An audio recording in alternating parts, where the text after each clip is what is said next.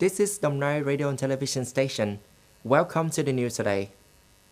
Continuing the voter meeting program, the Provincial People's Council delegates include Mr. Tai Bao, a member of the Standing Committee, Chairman of the Provincial People's Council, Mr. Nguyễn Thị Du, Standing Deputy Secretary of the District Party Committee, Chairman of the Thống Nhất District People's Council and the Thống Nhất District People's Council delegates had a meeting with the voters in Boham 2 commune.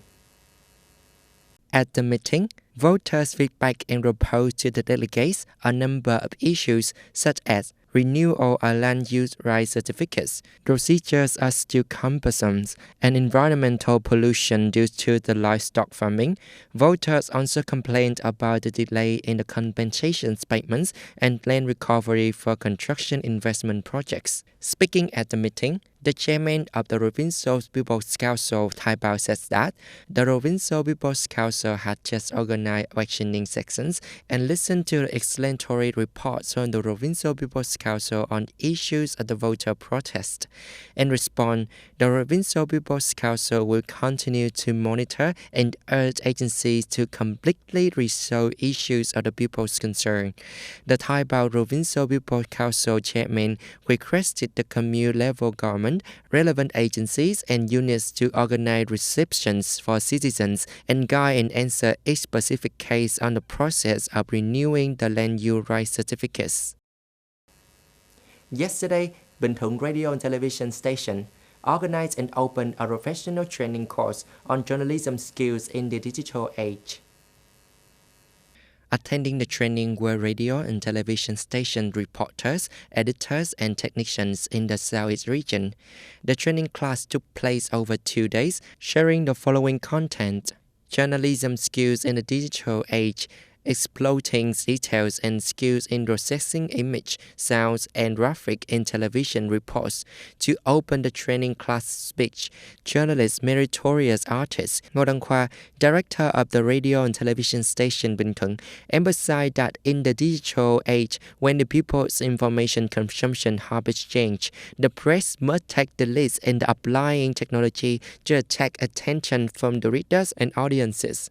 Because of that requirement, the training contents focus on an in-depth analysis of the journalism skills in the digital age. From there, it contributes to equipping and improving professional skills so that the reporters, editors, and technicians can keep up with the change of the modern journalism.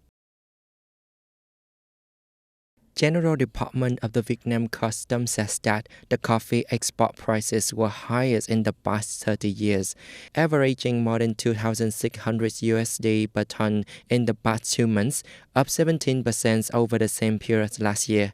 Vietnam has the advantage of keeping the plant area stable while focused on the improving quality by approaching clean and organic coffee production that meets the domestic and international standards and certifications.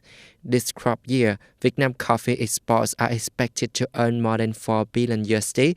At these times, coffee is purchased at our highest prices and farmers are very excited. In the domestic market, the price of the green coffee set a record high at one point reaching 70,000 VND per kilometer, 65% higher than the end of 2022. This is also a record high price in the more than 20 years. In an editorial published in the Washington Post yesterday, U.S. President Joe Biden says that the Palestinian Authority should manage Gaza and West Bank after the conflict. Reiterating his views, President Biden says that achieving a ceasefire is not achieving peace, but that the important key to long-term stability is that the Gaza Strip and the West Bank can be governed under the Palestinian Authority. According to him, a pause in fighting is not a real possibility and would not ultimately advance America's larger goals. Gaza and the West Bank should be united under a single governance structure, ultimately under the Palestinian Authority, he wrote.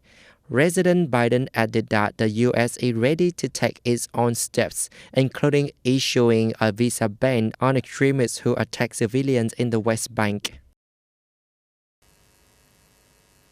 Yesterday, the Starship spacecraft of the U.S. SpaceX Space Exploration Technology Corporation exploded just a few minutes after taking off during its second test launch.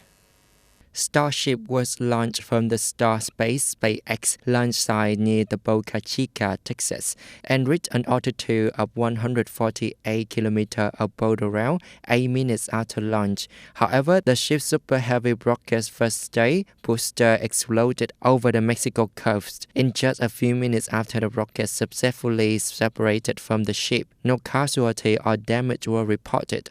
Mr. Frederick Castle, a journalist specializing in aerospace, says 8 minutes is an important milestone and show process compared to the previous test in April.